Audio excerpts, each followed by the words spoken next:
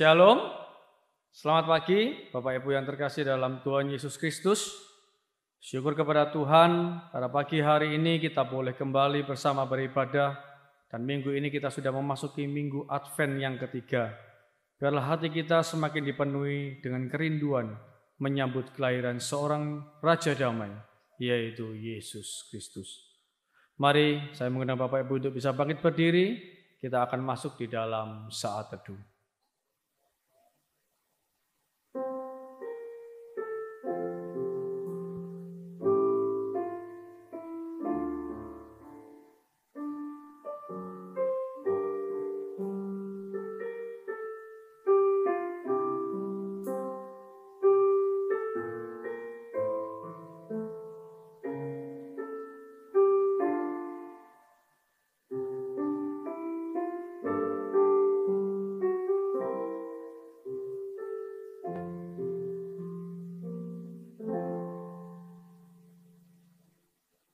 Pertolongan kita adalah di dalam nama Tuhan yang menciptakan langit dan bumi. Kasih karunia, rahmat, dan damai sejahtera dari Allah Bapa dan Kristus Yesus Tuhan kita menyertai saudara-saudara. Amin. Bapak Ibu dipersilakan duduk kembali. Kita akan menaikkan satu pujian, Kau yang terindah.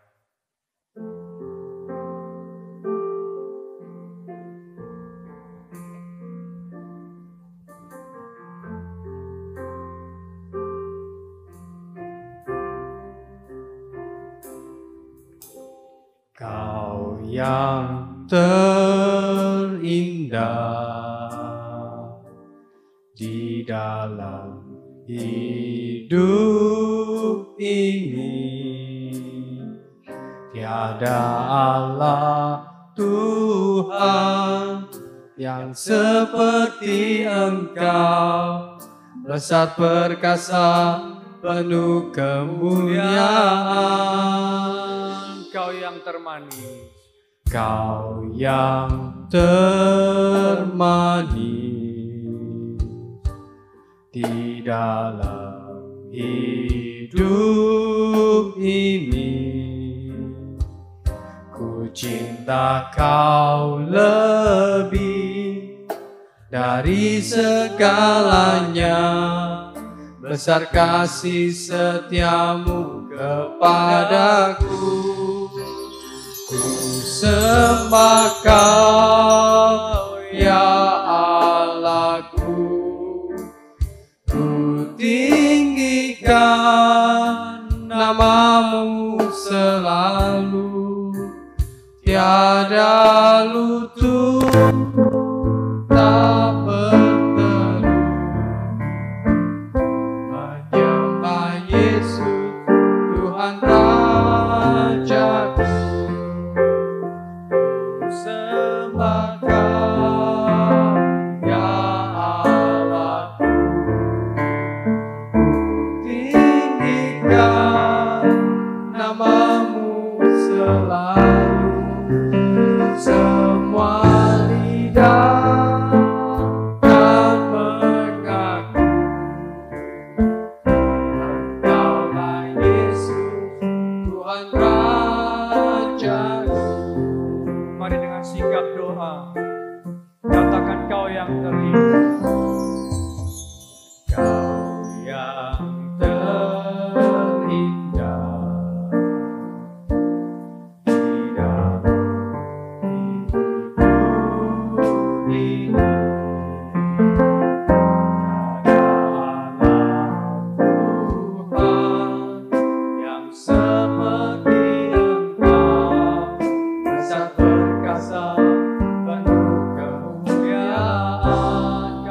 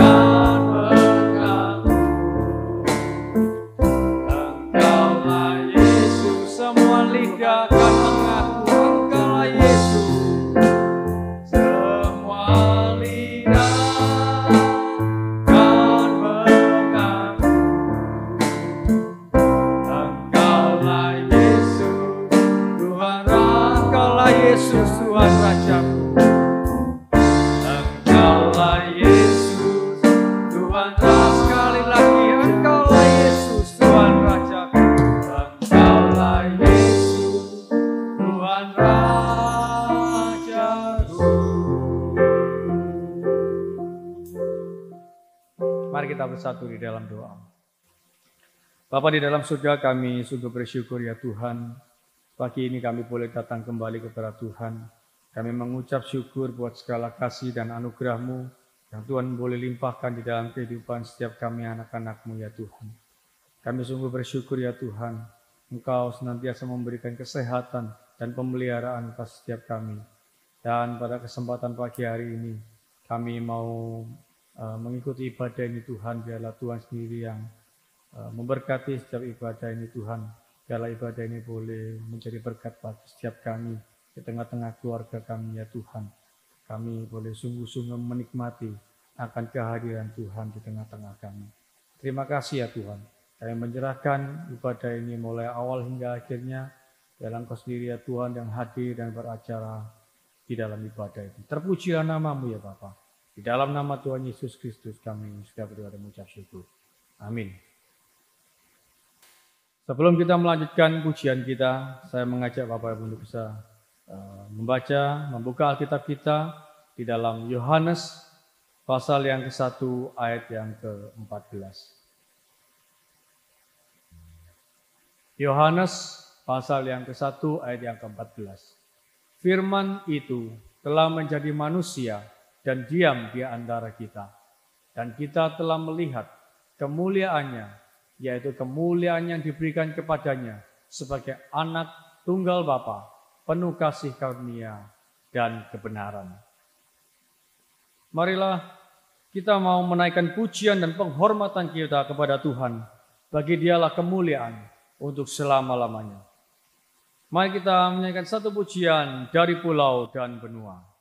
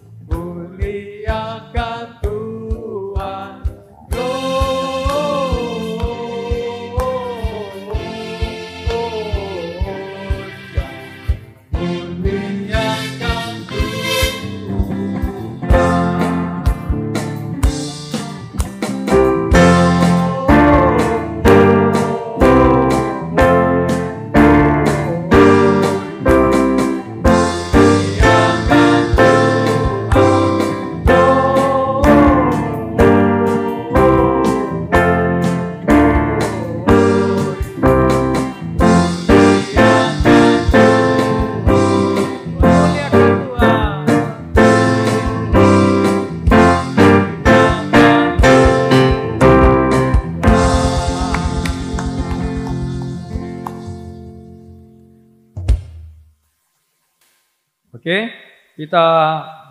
saya mengundang untuk Bapak Ibu bisa bangkit berdiri. Kita akan masuk di dalam pengakuan iman rasuli. Kita akan mengakukan iman kita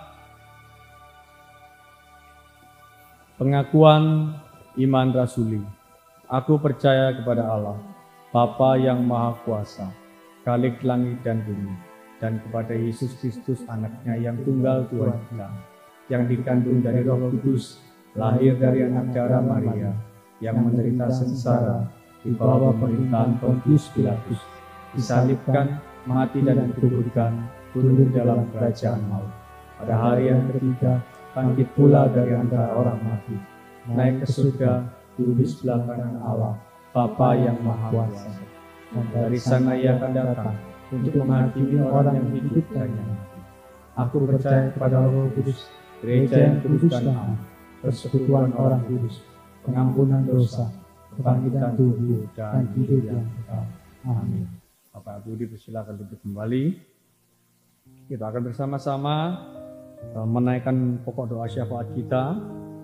Yang pertama, mari kita berdoa bagi jemaat gereja kita, berdoa untuk majelis dan hamba Tuhan, aktivis, supaya tetap semangat di dalam melayani Tuhan dan tetap diberikan kesehatan di tengah-tengah situasi kondisi pandemi ini. Lalu yang kedua, kita bersama-sama berdoakan untuk pemerintah dan seluruh instansi di bawahnya, supaya bekerja dengan hati yang takut akan Tuhan, dan juga seluruh jajaran yang mempersiapkan untuk vaksin yang akan segera didistribusikan, supaya pandemi ini boleh segera berlalu. Lalu untuk pokok doa yang ketiga, saya mengajak kita untuk berdoa, menyerahkan untuk keamanan kota kita, gereja-gereja di dalam menyambut hari Natal, supaya seluruh aparat boleh berjaga-jaga, menjalankan tugasnya dengan baik, situasi tetap aman. Mari kita bersama-sama berdoa.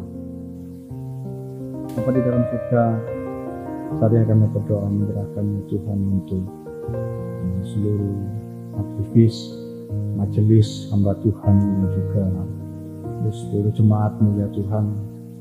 Kami mohon kiranya Tuhan yang terus menyertai, memberikan kepada setiap kami, hamba Tuhan, majelis, kami berikan kesatuan hati di dalam melayani Tuhan. Di tengah-tengah situasi kondisi pandemi ini ya Tuhan, kami boleh selalu diberikan kesehatan dan kekuatan, supaya kami boleh melayani Tuhan dengan baik dan sungguh-sungguh. Berikan kepada kami hati yang kesatuan hati dan pikiran di dalam kami melayani Tuhan. Berdoa juga menyerahkan untuk jemaat-Mu, Tuhan juga yang menolong, menyertai, memelihara mereka, supaya di tengah-tengah situasi kondisi pandemi ini mereka boleh tetap diberikan kesehatan, kekuatan, dan diberikan hati yang terus bersandar kepada Tuhan. Terima kasih Bapak, kami juga menyerahkan juga ya Tuhan untuk seluruh instansi pemerintah yang menjalankan pemerintahan Tuhan. Kiranya Tuhan yang memberkati, memelihara di dalam setiap pekerjaan yang mereka lakukan ya Tuhan. Tugas dan tanggung jawab yang mereka lakukan, mereka boleh melakukannya dengan hati yang takut akan Tuhan. Berdoa juga menyerahkan untuk seluruh instansi yang di dalam menyelesaikan vaksin ya Tuhan. Tuhan juga yang akan menolong dan vaksinnya boleh segera didistribusikan ya Tuhan, dan COVID ini boleh segera berlalu dan Indonesia boleh segera terlepas ya Tuhan dari kondisi pandemi ini Tuhan. Terima kasih Bapak. Kami juga berdoa menyerahkannya Tuhan untuk seluruh gereja-gereja-Mu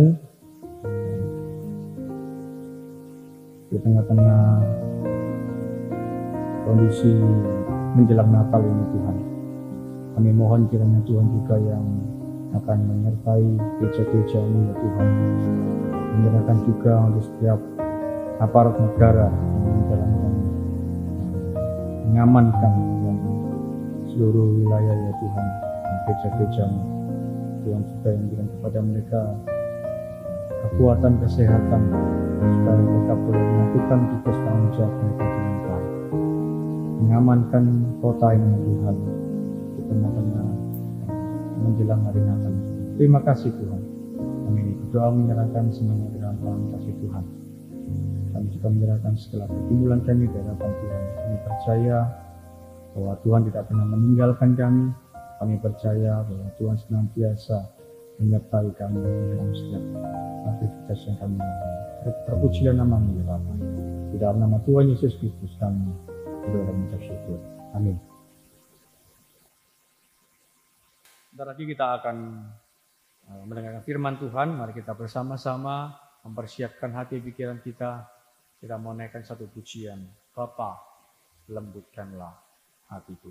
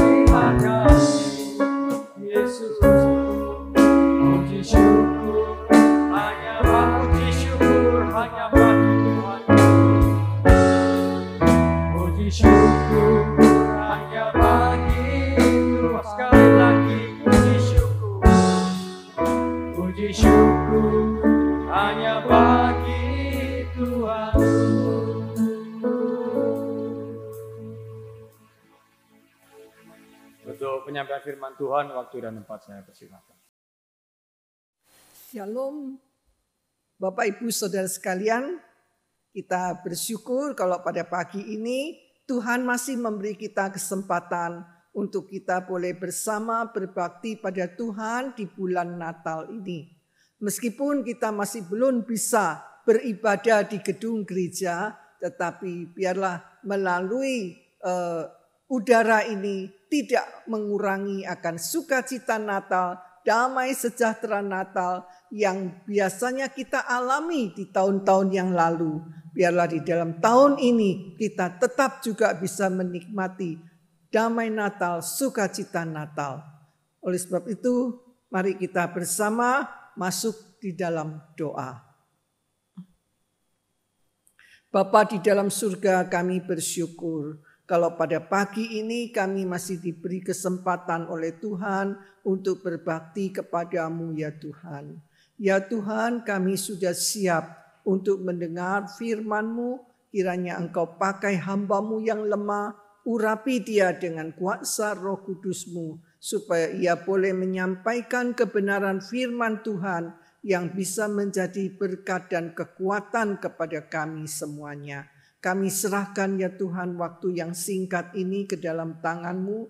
Kiranya Engkau berbicara kepada kami dan Engkau yang akan pakai hamba-Mu yang lemah ini. Terima kasih. Kami berdoa di dalam nama Yesus Kristus, Juru Selamat kami yang hidup. Amin. Baik Bapak Ibu, kita akan bersama melihat Alkitab. Pada pagi hari ini kita membaca dari kitab Nabi Mika pasal 5 ayat 1 sampai dengan 4a. Nabi Mika pasal 5 ayat 1 sampai dengan 4a. Demikian bunyinya. Raja Mesias dan penyelamatan Israel.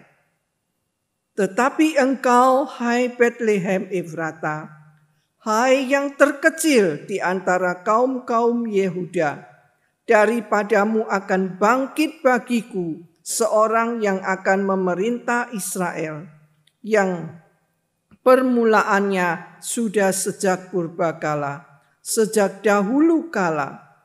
Sebab itu dia akan membiarkan mereka sampai waktu perempuan yang akan melahirkan telah melahirkan. Lalu selebihnya dari saudara-saudaranya akan kembali kepada orang Israel. Maka dia akan bertindak dan akan menggembalakan mereka dalam kekuatan Tuhan, dalam kemegahan nama Tuhan Allahnya. Mereka akan tinggal tetap, sebab sekarang ia menjadi besar sampai ke ujung bumi, dan dia menjadi damai sejahtera. Demikian bacaan firman Tuhan. Bapak Ibu Saudara sekalian, melalui bacaan kitab Nabi Mika ini, kita akan bersama merenungkan satu tema, yaitu tentang dari Bethlehem lahirlah juru selamat. Dari Bethlehem lahirlah juru selamat. Nabi Mika adalah seorang nabi yang dipakai oleh Allah untuk menubuatkan tentang kelahiran Tuhan Yesus. Siapakah Mika ini?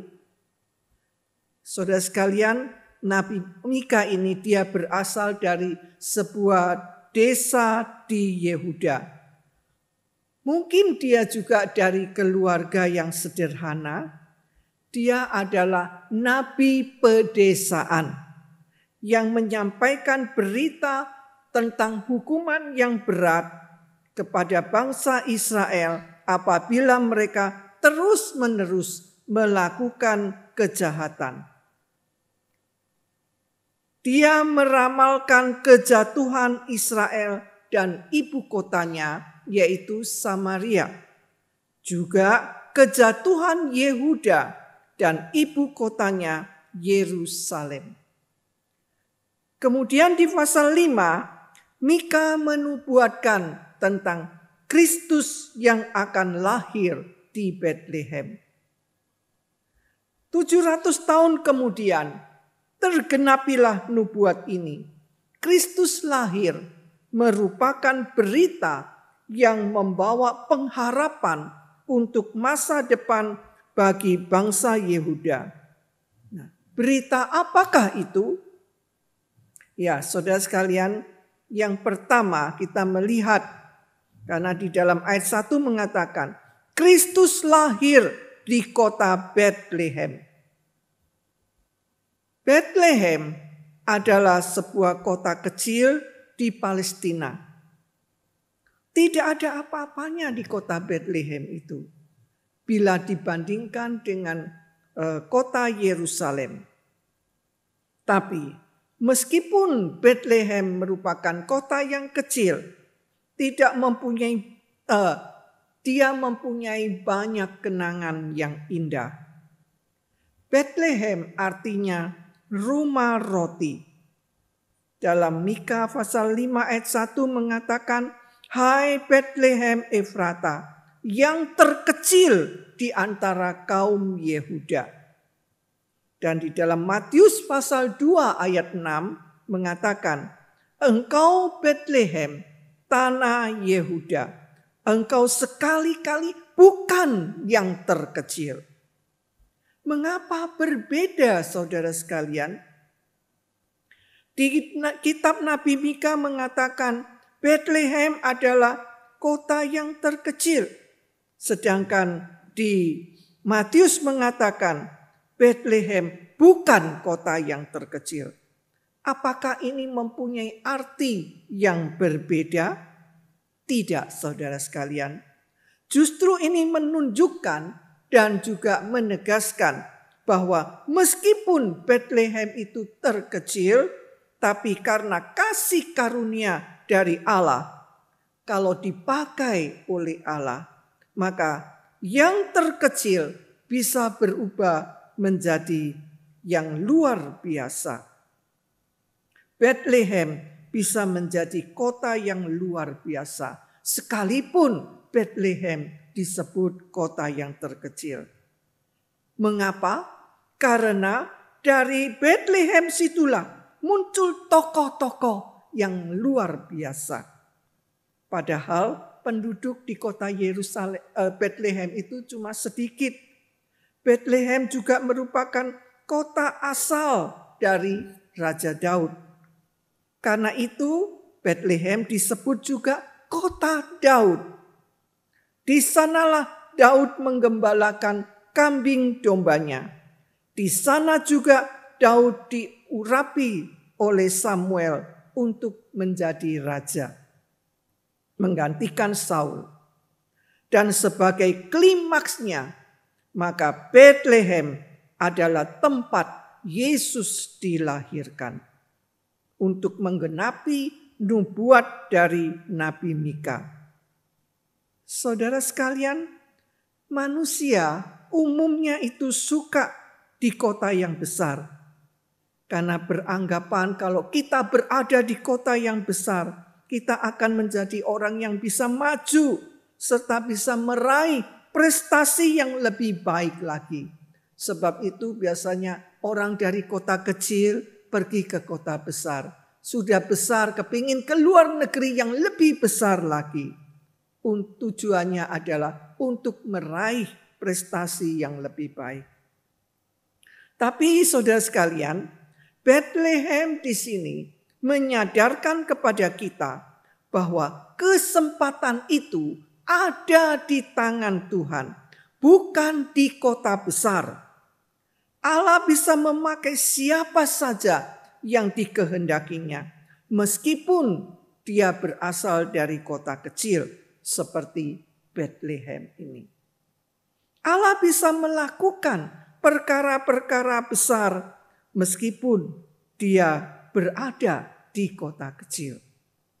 Allah bisa memakai semut yang kecil sebagai contoh bagi manusia. Tuhan juga bisa memakai persembahan anak kecil menjadi berkat bagi banyak orang. Sebab itu saudara sekalian, janganlah kita meremehkan yang kecil. Kita juga melihat banyak tokoh-tokoh dunia ini. Mereka juga berasal dari kota kecil. Ya, Presiden kita Jokowi, dia bukan berasal dari kota Jakarta. Dia dari kota Solo, kota yang tidak terlalu besar. Ya, saudara sekalian, hal yang kedua, kita melihat dari Bethlehem, kota yang kecil ini, akan muncul Raja yang kekal, yaitu Yesus Kristus.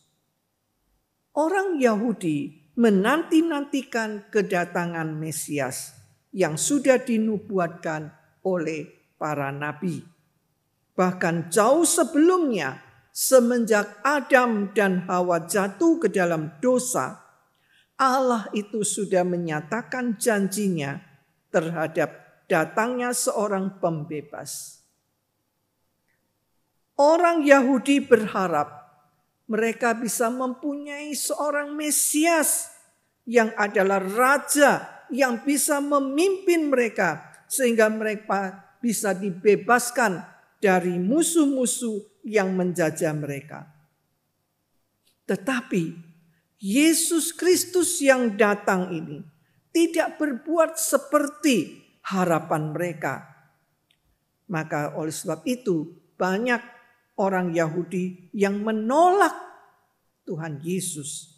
Kristus datang ke dalam dunia bukan hanya sebagai raja orang Yahudi saja, tetapi juga sebagai raja bagi semua bangsa. Dia menjadi terang dan juru selamat bagi seluruh umat manusia.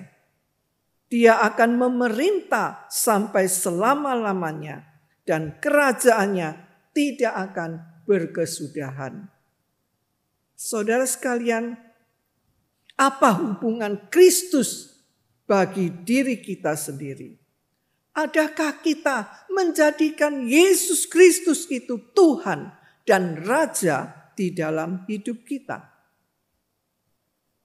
Menjadikan Kristus itu Tuhan dan Raja di dalam hidup kita berarti mengizinkan Kristus menjadi Tuhan untuk memimpin, mengatur, dan menguasai seluruh kehidupan kita, khususnya pikiran kita.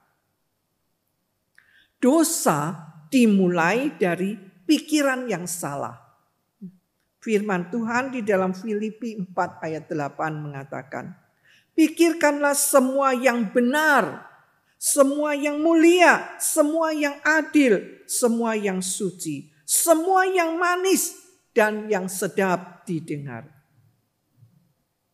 Sejak Adam dan Hawa jatuh di dalam dosa, manusia lebih memilih untuk tidak taat kepada Tuhan. Manusia tidak ingin Tuhan memerintah hidupnya. Manusia tidak ingin Tuhan menguasai kehidupannya. Manusia lebih memilih hidup menurut kehendak dirinya sendiri. Akhirnya manusia menjadi budak dosa dan hamba setan yang menjadi raja di dalam kehidupan kita. Hal yang ketiga, Bapak Ibu, Yesus lahir, dia lahir dari seorang perempuan. Hal ini juga sudah dinubuatkan oleh Nabi Yesaya dalam pasal 7 ayat 14. Hal ini juga digenapi di dalam Matius 1 ayat 23. Dalam kitab Mika dan Yesaya menyebutkan Yesus dilahirkan dari seorang perempuan muda. Matius menyebut anak darah. Nah, baik itu perempuan muda atau anak darah, yang dimaksud adalah seorang perawan yang masih belum menikah. Maria ini adalah seorang perawan dan dia tetap perawan sampai Yesus lahir. Yesus lahir dari seorang perawan. Ini menunjukkan bahwa Yesus adalah manusia. Dan juga yang kedua, menunjukkan bahwa Yesus lahir sebagai manusia tanpa dosa karena dia dikandung dari Roh Kudus. Dan yang ketiga, Yesus itu dia adalah Allah. Sebab itu Yesus dinyatakan sebagai Allah dan dia juga adalah manusia tanpa dosa. Ketika malaikat memberitakan kepada Maria bahwa dia akan mengandung dan melahirkan anak, maka Maria dia tidak protes kepada Tuhan, melainkan dia berserah sepenuhnya kepada Tuhan. Maria mengatakan, "Sesungguhnya aku ini adalah hamba Tuhan. Jadilah padaku menurut kehendak-Mu." Seorang anak darah yang mengandung tanpa suami tentu mengundang tanda tanya. Tentu akan menjadi masalah. Maria pasti akan dicemooh oleh orang banyak. Itulah sebabnya Yusuf yang walaupun hatinya itu tulus, Yusuf walaupun dia adalah seorang yang baik, tapi dia diam-diam juga hendak memutuskan hubungan dengan Maria yang pada waktu itu mereka sudah bertunangan. Saudara sekalian, Maria ini adalah perempuan yang sederhana, seorang wanita yang miskin, tidak mempunyai keistimewaan apa-apa. Secara rupa mungkin tidak beda dengan perempuan lainnya pada waktu itu. Tapi di sini kita melihat dia dipakai oleh Allah. Tuhan memilih Maria di antara begitu banyak wanita yang ada untuk melahirkan anak Allah ini. Kalau kita dipakai oleh Tuhan karena mempunyai keunggulan, saudara sekalian, janganlah kita menjadi orang yang sombong. Kita harus belajar seperti Maria yang begitu rendah hati. Dia dipakai oleh Tuhan. Dia dipilih dan dipakai oleh Tuhan di antara wanita-wanita yang ada pada waktu itu. Hal yang keempat kita melihat. Kelahiran Tuhan Yesus akan menjadi pendamai. Selain Nabi Mika, Nabi Yesaya menubuatkan bahwa Yesus Kristus adalah Raja Damai. Dia adalah Raja Damai buat siapa? Saudara sekalian, Yesus dikatakan dia adalah Raja Damai, adalah buat manusia yang menyenangkan hati Tuhan. Kalau Yesus Kristus menjadi pendamai, berarti ada yang bermusuhan, baru ada pendamainya. Nah, yaitu dosalah yang sudah memisahkan manusia dengan Allah. Sehingga manusia tidak mampu berhubungan dengan Allah. Manusia telah terlepas dari sumber hidup itu. Sebab itu perlu Yesus Kristus datang untuk mendamaikan manusia dengan Allah melalui kematiannya di atas kayu salib, supaya kita mendapat pengampunan dosa. Apabila kita mau percaya kepada Tuhan Yesus. Selain itu, Dia juga menjadi pendamai antara kita, manusia dengan manusia. Di dalam pergaulan hidup kita sehari-hari, baik kita di sekolah, di tempat kerja, di rumah kita sendiri, bahkan di gereja, bisa saja terjadi salah paham dan pertengkaran. Paling tidak enak kalau kita mempunyai musuh. Hidup menjadi tidak tenang, kita berusaha untuk menghindari agar kita tidak bertemu dengan musuh kita. Orang kalau mempunyai musuh, makan tidak enak, tidur juga tidak nyenyak. Biasanya orang bisa tidur dengan nyenyak kalau pikiran tenang, kalau hati penuh dengan damai sejahtera. Damai ini tentu didambakan oleh setiap orang. Saudara sekalian, damai didambakan oleh setiap orang. Sebab itu banyak orang yang mencari damai di dunia ini. Alkitab mengatakan, dunia tidak bisa memberikan damai yang sejati kepada kita. Hanya di dalam Tuhan Yesus ada kedamaian dan ketenangan. Firman Tuhan itulah yang bisa menghibur dan menguatkan kita. Kelahiran Tuhan Yesus membawa kedamaian bagi umat manusia. Saudara sekalian, misi Tuhan Yesus datang ke dalam dunia adalah untuk membawa perdamaian. Mungkin saudara mengatakan, di mana ada damai saat ini?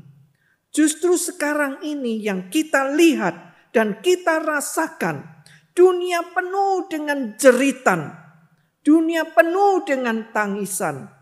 Selain ada virus corona, juga ada demo sana sini yang sangat menakutkan hati manusia dan membuat manusia hidup tidak tenang, penuh dengan ketakutan. Kita melihat saat ini adalah saat-saat di mana sulitnya untuk mencari nafkah. Takut terkena virus corona. Banyak hal di dalam dunia ini yang membuat kita hidup tidak tenang. Tidak ada damai. Nah, saudara sekalian, mungkin saudara akan mengatakan, katanya Natal membawa kedamaian. Sekarang di mana bukti kedamaian itu? Saudara, firman Tuhan di dalam Yohanes 14 ayat 27 mengatakan, Tuhan Yesus memberikan damai kepada kita. Tidak sama dengan damai yang dunia ini berikan kepada kita. Natal bicara tentang kedamaian. Kedamaian yang bagaimana?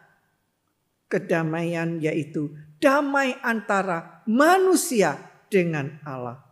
Yang selama ini terputus oleh karena manusia jatuh di dalam dosa. Allah menghendaki adanya keharmonisan antara surga dan bumi. Seperti yang dikatakan oleh malaikat di dalam Lukas pasal 2 ayat 14. Kemuliaan bagi Allah di tempat yang maha tinggi dan damai sejahtera di bumi di antara manusia yang berkenan kepadanya. Saudara sekalian, semoga Tuhan memberkati kita. Meskipun kita saat ini sedang hidup di dalam masa corona, virus corona yang masih tetap merajalela, bahkan makin membahayakan. Tapi kiranya damai Natal melingkupi kehidupan kita semuanya. Amin. Mari kita masuk dalam doa. Bapa di dalam surga, kami bersyukur kepadamu. Meskipun Tuhan mengizinkan kami masih hidup di dalam dunia yang penuh dengan penderitaan dan tangisan ini. Tapi kami tahu ya Tuhan, di bulan Desember, bulan Natal, bulan yang seharusnya kami boleh merasakan adanya damai dan sukacita. Biarlah itu tidak hilang dari kami, meskipun kami harus mengalami bermacam-macam penderitaan di dalam dunia ini. Kiranya Tuhan tetap menyertai kami, memberikan kami kekuatan, sehingga kami mampu menjalani hidup ini, walaupun harus berjuang, harus mengalami penderitaan. Tapi biarlah damai sejahtera, sukacita Natal itu akan senantiasa boleh kami rasakan. Meskipun kami harus hidup di tengah dunia yang penuh dengan penderitaan. Terima kasih ya Tuhan. Pimpinlah jalan hidup kami ya Bapa. Kuatkanlah iman kami. Supaya kami benar-benar di tengah dunia yang penuh dengan penderitaan. Sukacita damai sejahtera Natal.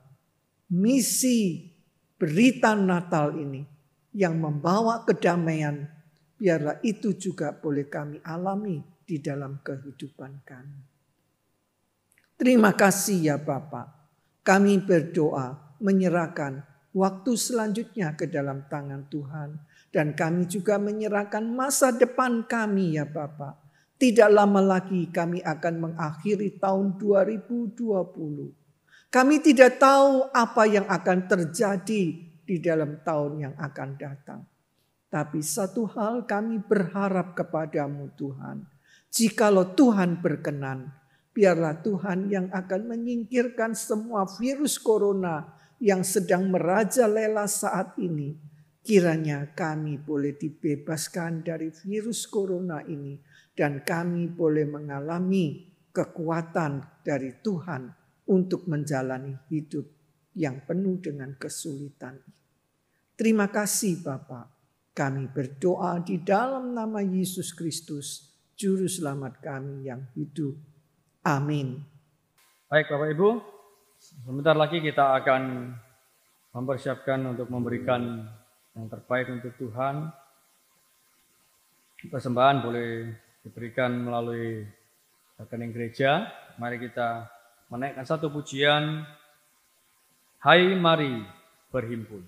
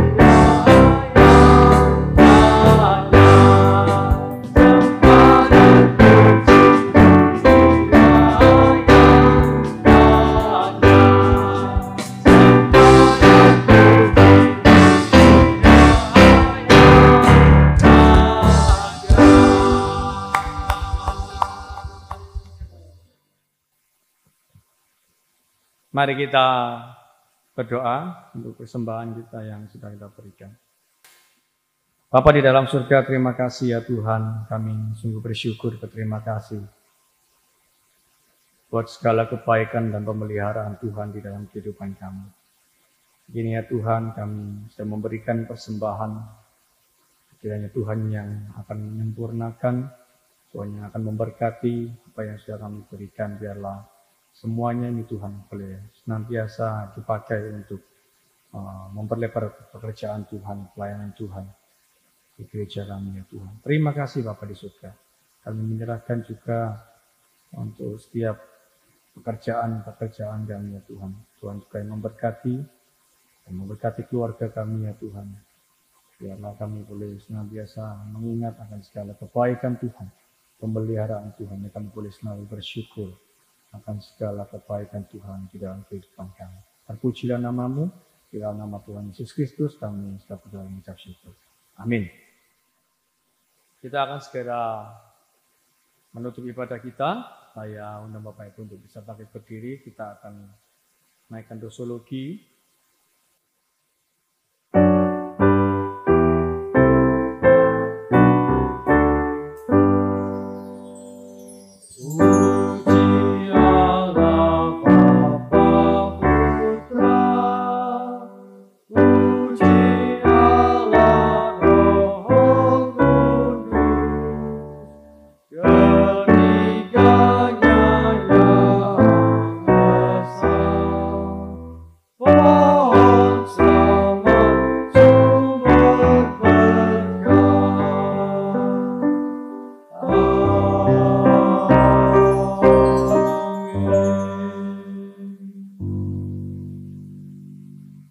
Baik saudara sekalian, kita akan menutup ibadah kita pada pagi hari ini.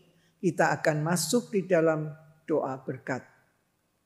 Pada pagi ini kita sudah mendengarkan berita tentang dari Bethlehem lahirlah seorang juru selamat yang membawa damai sejahtera kepada setiap kita yang mau percaya kepadanya. Biarlah damai sejahtera, damai Natal ini akan kita alami di dalam hidup kita hari lepas hari. Mari kita arahkan hati dan pikiran kita kepada Tuhan, terimalah berkat-Nya. Tuhan memberkati dan melindungi kita. Tuhan menyinari kita dengan wajah-Nya dan memberikan kita kasih karunia. Tuhan juga menghadapkan wajah-Nya kepada setiap kita dan memberikan pada kita damai sejahtera, sukacita surgawi, sukacita Natal akan menyertai hidup kita hari ini bahkan sampai selama-lamanya. Amin.